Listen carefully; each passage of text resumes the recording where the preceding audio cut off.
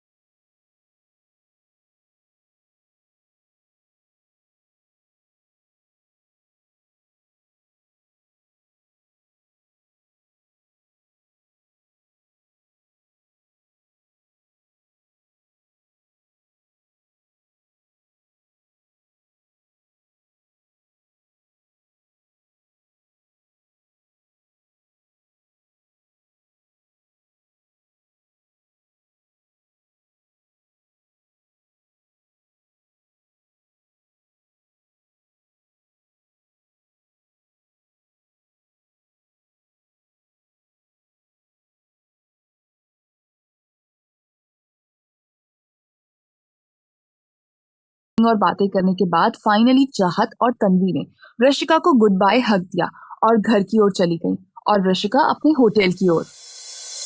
The Vilana hotel, Rishikesh.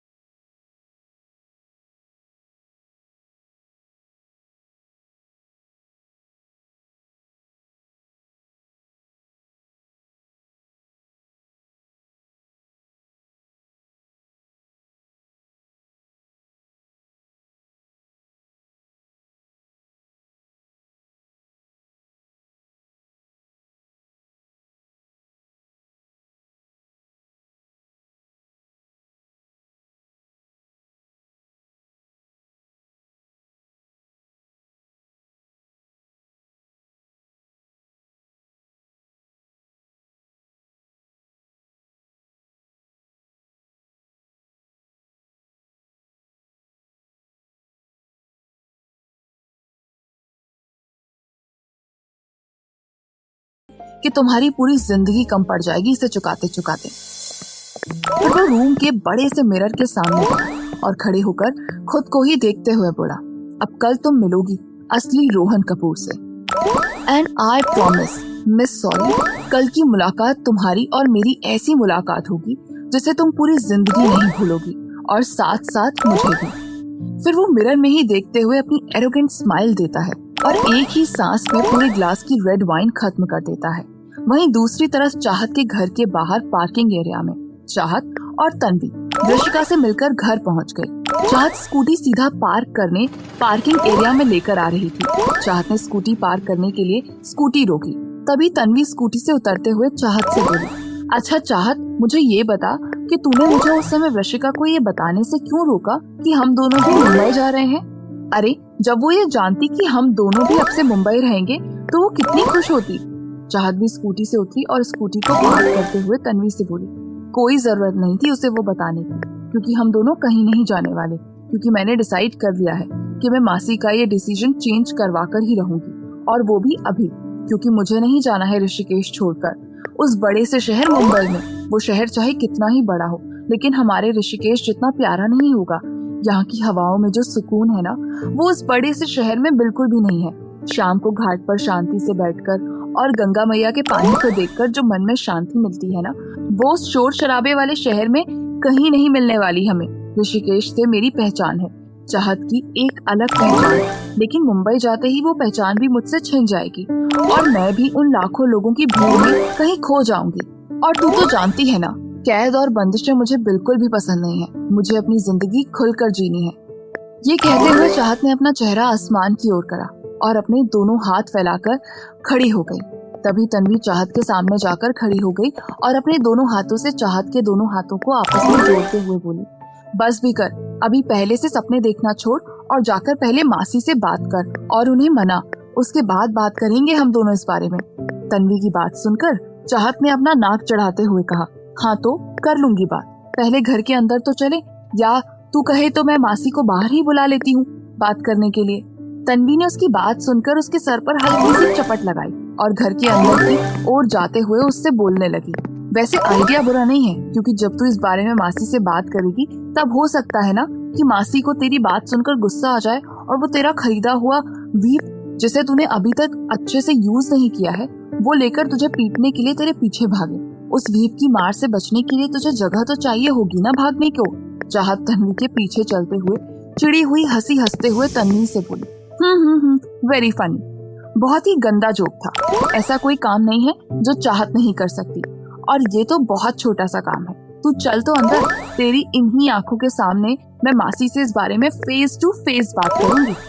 Tanvi ने उसकी बात सुनकर अपनी दोनों आंखें रोल करते हुए कहा, ठीक है, देखते हैं इस बार कौन जीतता है।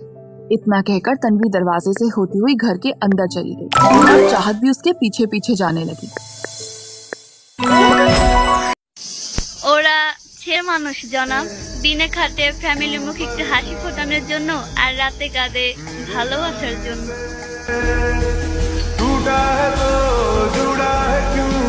चाहत के घर पर शुचिता जी और दादी लिविंग रूम में सोफे पर बैठकर आपस में बात कर रही थी और गुड्डी किचन में उन दोनों के लिए चाय बना रही थी। तभी दादी ने शुचिता जी से थोड़ी परेशानी भरी आवाज में कहा, शुचि, मुझे लगता है तुम्हें उन दोनों को उनके मुंबई जाने की असली वजह बता देनी चाहिए। शुचिता जी घबराते हुए बोली, नहीं मासी जी, मैं ये नहीं कर सकती, मुझसे नहीं होगा ये। मैं क्या कहूँगी उन दोनों से, और आप खुद ही सोचिए, जब मैं उन्हें उनके मुंबई जाने की असली वजह बताऊंगी तब उनके मन में कई और सवाल होंगे जिनके जवाब मैं कैसे दे पाऊंगी उन्हें। नहीं मासी जी, ये मुझसे नहीं होगा, और अगर मैंने उनके सवालों का जवाब नहीं दिया तो उनकी मन में और आंखों में मेरे लिए सिर्फ नाराजगी होगी जो मुझे बर्दाश्त नहीं होगी। उन दोनों को उनके मुंबई जाने की वजह और उनका सच अब वो ही बताएंगे जिनकी वजह से वो दोनों इतने सालों तक मेरे पास थी। वो बात मैं नहीं बता सकती उन्हें। तभी चाहत और तन्वी अचानक से लिविंग रूम के अंदर आते हुए बोली, कौन सी बात, और आप क्या नहीं बता सकती हमें मासी? शुचिता जी अचानक से चाहत और तन्वी की आवाज सुनते ही चौंक गई और उन दोनों की तरफ देखते हुए उन दोनों से बोली, ऐसे अचानक से दबे पांव कौन आता है भला? तुम दोनों ने तो डरा ही दिया मुझे। तन्वी अंदर आकर दादी के पास सोफे पर बैठ जाती है और चाहत शुचिता जी के पास सोफे पर आकर बैठते हुए शक भरी निगाहों से उन्हें देखते हुए सीरियस अंदाज में किसी इंटेरोगेशन ऑफिसर की तरह उनसे बोली, आप हमें देखकर डर गईं? ऐसा क्या छुपा रही हैं आप हमसे मासी? और आपके चेहरे पर इतना पसीना क्यों है? ऐसा लग रहा है जैसे हमने आपकी कोई चोरी पकड़ ली है। शुचिता जी ने चाहत की बात सुनकर उसका एक कान पकड़ लिया और उसे देखते हुए कहने लगी, अभी बताती हूँ कौन सी चोरी पकड़ी है तुमने। जब मार पड़ेगी ना तब सारी ड्रामेबाजी सर से उतर जाएगी तुम्हारे। फिर वो उसका कान पकड़े ही अपनी बात जारी रखते हुए कहती हैं, बहुत ज्यादा टीवी देखने लग गई हो ना? फिर शुचिता जी दादी की ओर देखते हुए बोली, मासी जी, इसे वहाँ पर बिल्कुल टीवी मत देखने दीजिएगा, नहीं तो सभी को परेशान करती रहेगी वहाँ, और अगर आपको ये ज्यादा परेशान करे तो मुझे बता दीजिएगा, मैं ना इससे बिल्कुल बात नहीं करूँगी। फिर शुचिता जी की ये बात सुनकर चाहत मुंह बना लेती है। चाहत शुचिता जी का हाथ अपने कानों से छुड़ाकर जल्दी से उनके गले लगकर ड्रामा करते हुए बोली, क्यों मासी, आप मुझसे बात क्यों नहीं करोगी? प्लीज ऐसा तो मत करना मासी, आपको पता है ना आप मुझसे नाराज रहती हैं और मुझसे बात नहीं करती हैं तो मुझे लगता है जैसे मेरी सारी दुनिया ही खत्म हो गई है। चाहत की बात सुनकर तन्वी अपनी आंखें रोल करती है और अपने सर पर हाथ रख लेती है और वहीं सुचिता जी चाहत के गले लगे ही अपना सर हिला देती हैं। फिर तन्वी और सुचिता जी एक साथ बोलती हैं, कुछ नहीं हो सकता इसका। फिर से इसकी नौटंकी शुरू हो गई। चाहत सुचिता जी से अलग हुई और अपनी दोनों आंखों को सिकोड़ते हुए गुस्से से पहले तन्वी की ओर देखने लगी और फिर सुचिता जी की तरफ देखते हुए उन दोनों से नाराजगी के साथ बोली, नौटंकी नहीं है, ये प्यार है मेरा। हद है, कोई कदर ही नहीं है मेरी इस घर में। मेरा प्यार भी ने नौटंकी लगता है। मुझे नहीं करनी है किसी से बात। और फिर गुस्से से मुंह फुलाकर चुपचाप बैठ गई। दादी उन तीनों को ऐसे देखकर मुस्कुराने लगी। इतने में गुड्डी वहाँ चाय लेकर आ गई और वो सुचिता जी और दादी को चाय देने लगी। तभी निशांत भी वहाँ आ गया और उन सभी के पास सोफे पर बैठ गया। दादी और सुचिता जी चाय पीने लगे। गुड्डी तन्वी की ओर देखते हुए बोली, मैं आप तीनों के लिए भी चाय बनाकर लाती हूँ। तभी तन्वी गुड्डी से बोली, और तुम्हारे लिए भी। फिर गुड्डी हाँ में सर हिलाते हुए वहाँ से मुस्कुराते हुए किचन में चली गई। तभी चाहत सुचिता जी के बिल्कुल पास जाकर उनकी बाजू पर अपना सर टिकाकर उनसे लगभग रिक्वेस्ट करते हुए बोली, मासी प्लीज मुझे और तन्वी को मुंबई मत भेजो। देखो आप जो कहोगी मैं अब मान रही हूँ ना। मुझे मुंबई नहीं जाना, मुझे यहीं रहना है आपके साथ, तन्वी के साथ। और वैसे भी मासी, 1 हफ्ते बाद मेरे एग्जाम्स का रिजल्ट भी आ जाएगा और मुझे जल्द ही इंटर्नशिप भी ज्वाइन करनी है। और मैंने यहाँ पूरी तैयारी भी कर ली है कि मैं किसके अंडर में अपनी इंटर्नशिप करूंगी। प्लीज मासी अपना डिसीजन चेंज कर लो ना। सुचिता जी अपने हाथ में पकड़ा हुआ चाय का कप अपने सामने पड़ी कॉफी टेबल पर रखते हुए चाहत से बोली, चाहत बेटा तुम समझ क्यों नहीं रही हो? मैं जो कुछ भी कर रही हूँ तुम्हारी और तन्वी की भलाई के लिए ही कर रही हूँ। चाहत तुम इतने साल रही न ऋषिकेश में और तुमने यहाँ रहकर भी इतना कुछ सीखा है जितना आज तक कोई नहीं सीख पाया। मेरा बच्चा, तुम तो शिव जी का प्रसाद हो जो कई खूबियों के साथ जन्मी हो और मेरी झोली में आई हो। लेकिन बच्चा, अब तुम्हें अपने कंफर्ट जोन को छोड़ना होगा। अब तुम्हें पूरी दुनिया देखनी है। तुम पूरी जिंदगी तो यहाँ ऋषिकेश में तो नहीं रह सकती ना। चाहत, तुम्हें अब अपने हिस्से की जिम्मेदारियां उठानी सीखनी है और उसके लिए तुम्हें एक नई जगह से शुरुआत करनी होगी। चाहत ने सुचिता जी की बाजू और कसकर पकड़ते हुए उनसे जिद करते हुए कहा, ठीक है, जिम्मेदारी उठानी सीखनी है ना तो वो मैं ऐसे ही सीख लूंगी। आप तो जानती है ना, मैं अगर किसी काम को दिल से सीखना चाहती हूँ तो वो मैं काम जल्द से जल्द सीख लेती हूँ।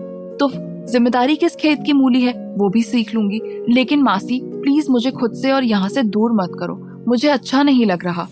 चाहत की बात सुनकर सुचिता जी को हंसी भी आ रही थी, लेकिन उनका मन भी भारी था। वो खुद नहीं चाहती थी कि वो चाहत और तन्वी को खुद से दूर करें।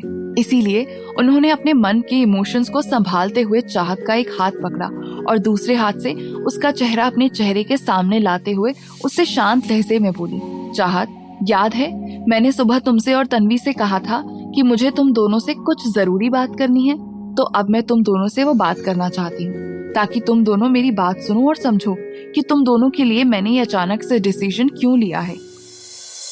उनकी बात सुनकर चाहत और तन्वी बड़ी गौर से उन्हें देखने लगी और फिर चाहत उनसे बोली, हाँ मासी, अब याद आया, तो बताइए आप हम दोनों से कौन सी जरूरी बात करने वाली थी? सुचिता जी उसका हाथ और कसकर पकड़ते हुए बोली, हाँ यही बात बताने के लिए तो मैं कब से तुम दोनों का यहाँ बैठकर इंतजार कर रही थी। सुचिता जी की बात सुनने के लिए तन्वी और चाहत बहुत उत्सुक होकर उन्हें गौर से देख और सुन रही थी। सुचिता जी ने कहा कि तुम और तन्वी मासी जी के साथ उनके घर यानी मुंबई जा रहे हो और ये तो तय है। उनकी बात सुनकर तन्वी और चाहत एक साथ बोल पड़ी, लेकिन क्यों? सुचिता जी एक गहरी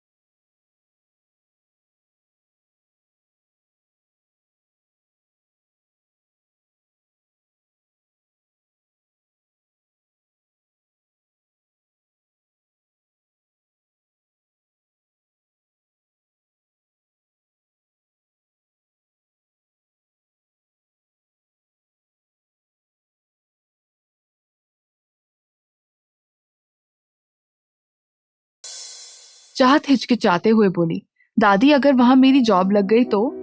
दादी बोली, तो क्या? चाहत जल्दी से बोली, तो अगर मैं और तन्वी एक नए घर में शिफ्ट हो जाएं, तो आप बुरा तो नहीं मानोगी ना? दादी थोड़ा उदासी भरी आवाज में बोली, क्यों, तू मुझे अपना नहीं मानती? चाहत जल्दी से उनके पास आकर बैठते हुए उनका हाथ पकड़ते हुए बोली, नहीं दादी, ऐसी कोई बात नहीं है। मैं तो बस इतना कहना चाहती हूँ कि मैं थोड़ी जिम्मेदार बनूं, बिना किसी के सहारे के अपनी सारी जिम्मेदारी में निभा सकूं। आप तो जानती है ना, मैंने तन्वी और इस आने वाले बच्चे की जिम्मेदारी लेने का फैसला लिया है, तो मैं चाहती हूँ कि मैं इस जिम्मेदारी को निभाने के काबिल बनूं। दादी बोली, लेकिन इतने में चाहत उनकी हाथ की हथेलियों को थोड़ा कसकर बोली, प्लीज दादी, प्लीज। दादी पहले शुचिता जी की ओर देखती हैं। शुचिता जी सर हिलाकर हाँ में इशारा करती हैं। दादी थोड़ा रुककर बोली, ठीक है, लेकिन मैं फिर भी तुम्हारी देख रेख करूंगी, और तुम दोनों को किसी भी चीज की जरूरत हो या कोई भी प्रॉब्लम हो तो तुम दोनों मुझसे नहीं छुपाओगी। चाहत बोली, ठीक है दादी। तभी निशांत बोला, दादी मेरे पास एक आइडिया है। दादी बोली, कैसा आइडिया निशु? निशांत बोला, वैसे भी चाहत के लिए मुंबई में हर जगह नई है, तो किसी और के जॉब करने से अच्छा होगा कि अगर चाहत चाहे तो हमारी कपूर इंडस्ट्रीज को या फिर हानिया होटल्स एंड रिजॉर्ट में भी काम कर सकती है। ये अपनी मर्जी से चूज कर सकती है कि ये कौन से डिपार्टमेंट में काम करना चाहती है।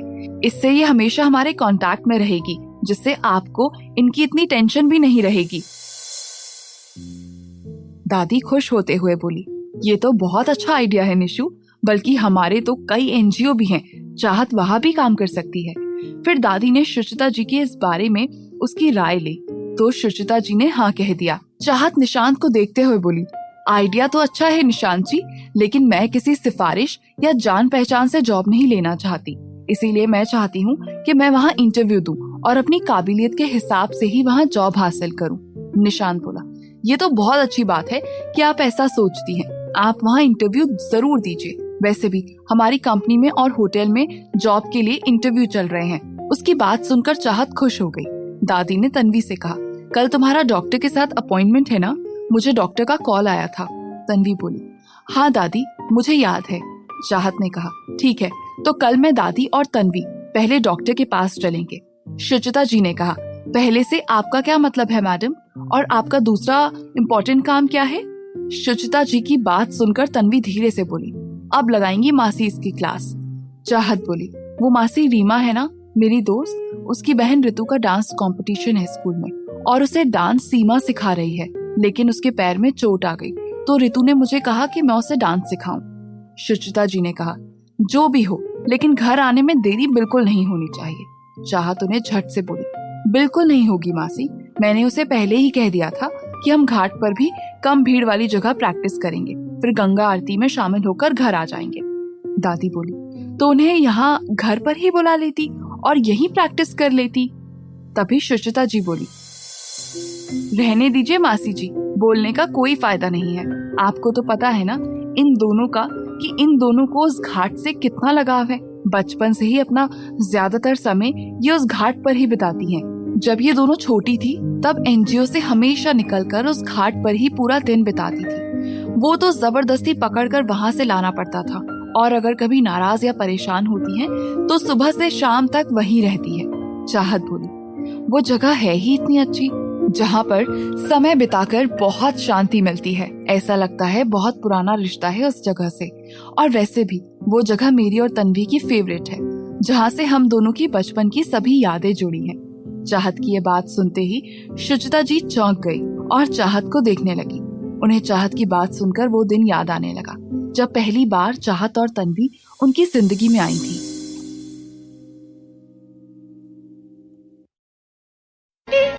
পিছনে কথা বলা তার কালচার, যারা সামনে আসার সাহস রাখে না। জ্ঞানজাম করতে কলিজা লাগে, সবার দ্বারা সব কাজ হয় না। जी वो पल याद करते हुए अपने ख्यालों में खोई हुई थी। तभी उनका ध्यान चाहत के तेज चिल्लाने से आवाज से टूटा।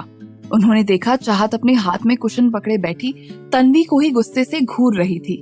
चाहत की आवाज सुनकर शुचिता जी ने चाहत से पूछा, क्या हुआ, क्यों इतनी जोर से चिल्ला रही हो? चाहत ने गुस्से से तन्वी की ओर देखते हुए शुचिता जी से तन्वी की शिकायत करते हुए कहा, देखो ना मासी, मैं तो चुपचाप बैठी थी, लेकिन पता नहीं अचानक से इस तन्वी को क्या हो गया और इसने इस कुशन को मुझ पर फेंक कर मारा। चाहत की बात सुनकर सुचिता जी भी तन्वी की ओर देखने लगी। जब चाहत ने तन्वी की ओर देखा तो वो तन्वी मुंह फुलाए नाराज बैठी थी। चाहत ने उससे पूछा, तुझे क्या हुआ है जो ऐसे मुंह फुलाकर बैठी है?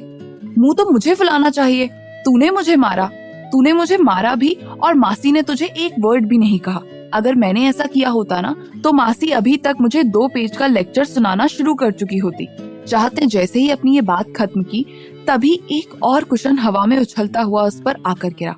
चाहत और सभी ने देखा तो वो कुशन उस पर सुचिता जी ने फेंका था। सुचिता जी ने चाहत को घूरते हुए कहा, बताऊं मैं तुझे कि लेक्चर किसे कहते हैं? उनकी बात सुनकर चाहत उन्हें देखते हुए एक अपनी बत्ती सी दिखाकर हंसने लगी। तभी तन्वी उसे तिरछी नजरों से देखते हुए बोली, तू कल डांस सिखाएगी और तूने मुझे बताया भी नहीं। चाहत उसे बोली, 1 मिनट, इसमें बताने की क्या जरूरत है, एक डांस ही तो सिखाना है। तन्वी बोली, क्या मतलब है तेरा? तू वहाँ उन सभी के सामने डांस करेगी और मैं यहाँ घर पर बैठी रहूंगी? बिल्कुल भी नहीं, मुझे भी जाना है वहाँ और कल मैं भी तेरे साथ जाऊंगी। चाहत बोली, तुझे कल डॉक्टर के पास जाना है और उसके बाद घर पर आराम करना है, समझी ना? इतने में गुड्डी बोली, मैं भी चलूंगी। चाहत बोली, अरे सुचिता जी ने कहा, ठीक है तुम दोनों भी चले जाना, इस बहाने ये घर जल्दी तो आ जाएगी। चाहत ने जैसे ही सुचिता जी की ये बात सुनी उसके मुंह से हैरानी से एक ही वर्ड निकला, मासी। फिर चाहत ने अपनी आंखें रोल कर ली। उसके बाद वो फिर से उनसे बोली, वैसे मासी आपको जाना कब है? सुचिता जी सोफे से खड़े होते हुए बोली, परसों सुबह 10 बजे और तुम दोनों भी मासी के साथ उसी दिन शाम को मुंबई जाओगी। चलो अब बस बहुत हो गई बातें, अब मैं जल्दी से डिनर लगाती हूँ, आप सभी 10 मिनट में डिनर के लिए आ जाइएगा। फिर वो तन्वी, चाहत और गुड्डी से कहती है, तुम तीनों चलो मेरे साथ किचन में। फिर तन्वी, गुड्डी और चाहत सुचिता जी के साथ किचन में चली जाती हैं और दादी और निशांत अपने अपने कमरे में चले जाते हैं। थोड़ी देर बाद सभी ने डिनर करा और उसके बाद वो सभी थोड़ी देर बातें करने लिविंग रूम में आ गए। चाहत चिप्स का पैकेट हाथों में लिए सोफे पर बैठी थी और टीवी देख रही थी। वहीं गुड्डी और तन्वी आपस में बैठी बातें कर रही थी। सुचिता जी और दादी भी आपस में बैठे बातें कर रही थी और निशांत भी उन सभी के साथ बैठा अपने लैपटॉप पर अपना ऑफिस वर्क कर रहा था।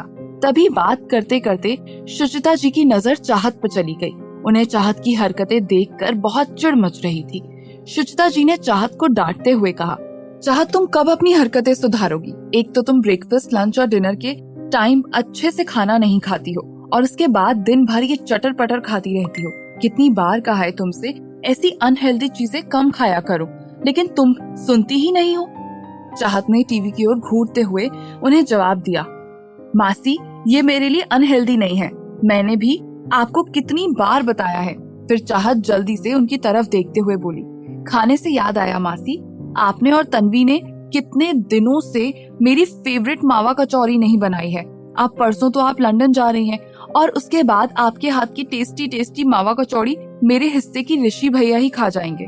तो प्लीज कल सुबह ब्रेकफास्ट में मेरे लिए कचौड़ी बना दो ना, ताकि मुझे आपके लंदन जाने से ज्यादा बुरा न लगे। और अगर आपने मुझे अपने हाथ की मावा कचौड़ी बनाकर नहीं खिलाई तो मुझे डबल डबल बुरा लगेगा।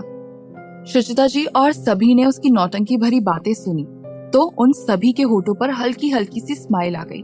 सुचिता जी ने चाहत की तरफ देखते हुए उससे कहा, कितना नाटक कर लेती है तू, बना दूंगी कल सुबह तेरे लिए तेरी फेवरेट मावा कचौरी, लेकिन याद रखना तन्वी को ज्यादा परेशान मत करना वहाँ पर और इसका पूरा ध्यान रखना और किसी से बेमतलब का झगड़ा करने की जरूरत नहीं है और बिल्कुल लड़कियों की तरह रहना। ज्यादा सुपर हीरो वाली हरकतें दिखाने की कोई जरूरत नहीं है तुझे। सुचिता जी आगे कुछ कहती उससे पहले ही चाहत ने अपने दोनों हाथ जोड़ते हुए उससे कहा, बस भी करो माते, और कितना सुनाओगी मुझे? कहा ना मैंने आपसे मैं किसी से भी झगड़ा नहीं करूंगी। अगर कोई मुझसे भी बदतमीजी करेगा ना तो मैं उसे सिर्फ बात से ही समझाने की कोशिश करूंगी और ज्यादा से ज्यादा किसी नॉर्मल लड़की की तरह उसके गाल पर एक झन्नाटेदार थप्पड़ जड़ दूंगी और अगर वो फिर भी नहीं माना तो मैं खुद उस जगह से चली जाऊंगी। इतना काफी होगा ना मासी, या और कुछ भी कहूँ? चाहत के बोलने पर सुचिता जी बोली, ठीक है, लेकिन अपनी कही हुई बातें और मुझसे किया हुआ प्रॉमिस भूलना मत। चाहत ने थक हार कर अपने हाथ जोड़ते हुए उनसे कहा, आप भूलने दोगी तब भूलूंगी ना मैं। फिर सुचिता जी चाहत और तन्वी को देखते हुए उन दोनों से बोली, तुम दोनों जब सोने जाओ उससे पहले तुम दोनों मेरे रूम में आना, मुझे तुम दोनों से कुछ बात करनी है। उनकी बात सुनकर चाहत और तन्वी हाँ में सर हिला दिया। उसके बाद चाहत फिर से चिप्स खाती खाती टीवी देखने लगी और सुचिता जी फिर से दादी से बात करने लगी। तभी वहाँ पर निशांत का फोन रिंग हुआ। उसने देखा मुंबई से उसकी मॉम कीर्ति जी का कॉल आ रहा था। वो सोफे से उठता हुआ कविता दादी से बोला, दादी मॉम का कॉल है, वो जरूर हमारे आने का पूछेंगी और शायद रोहन भाई, शान भाई और निहाल भाई के बारे में भी पूछेंगी। तो अब आप ही बताओ मैं उन्हें क्या कहूँ। दादी ने कुछ सोचते हुए निशांत से कहा, एक काम करो, फोन मुझे दो, मुझे उससे कुछ जरूरी बात भी करनी है। दादी की बात सुनकर निशांत के अपना फोन जो उसके अपने हाथ में पकड़ा हुआ था वो दादी को दे दिया और वो वापस अपनी जगह पर जाकर अपने लैपटॉप पर काम करने लगा। कविता दादी कीर्ति जी से बात करने घर के बैकयार्ड में चली गई और सुचिता जी लिविंग रूम से सीधा अपने रूम में। तभी चाहत रिमोट से टीवी ऑफ करते हुए तन्वी से बोली, तन्वी सुनना। उस वक्त तन्वी और गुड्डी अपने अपने मोबाइल में गूगल पर कुछ सर्च कर रही थी, इसीलिए उनका ध्यान पूरी तरह चाहत की बात पर नहीं था। तन्वी धीरे से बोली, चाहत फिर से बोली, तन्वी सुनना। तन्वी ने उसकी बात का फिर से वैसे ही और वही जवाब दिया। तन्वी का अच्छे से जवाब न मिलने की वजह से चाहत को हल्का हल्का गुस्सा आने लगा। इस पर जब उसने तन्वी की ओर देखा तो वो हैरान रह गई। चाहत खुद से ही मन में बोली, अच्छा बेटा, मैं यहाँ अपनी प्यारी सी आवाज को कष्ट दे रही हूँ और ये मैडम मुझे इग्नोर करके इस फोन में घुसी पड़ी हैं। चलो कोई नहीं, अब मैं बताती हूँ इसे फोन का असली यूज कैसे किया जाता है।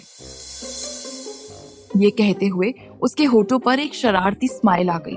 कुछ ही देर हुई थी कि चाहत के सामने साक्षात तन्वी आकर खड़ी हो गई। तन्वी अपनी कमर पर एक हाथ रखे गुस्से से चाहत को घूरे जा रही थी। चाहत जानती थी कि तन्वी उसे क्यों घूर रही थी, इसीलिए चाहत तन्वी को देखते हुए अपनी बत्तीसी दिखाने लगी। तन्वी चाहत को गुस्से से बोली, ये तूने किया है ना? चाहत ने इनोसेंट सा फेस बनाते हुए उसे जवाब दिया, क्या किया है मैंने? हाँ बस यहाँ इतनी शांत होकर बैठी हूँ, बस यही तो किया है मैंने। शांति से बैठना कोई गुनाह होता है क्या?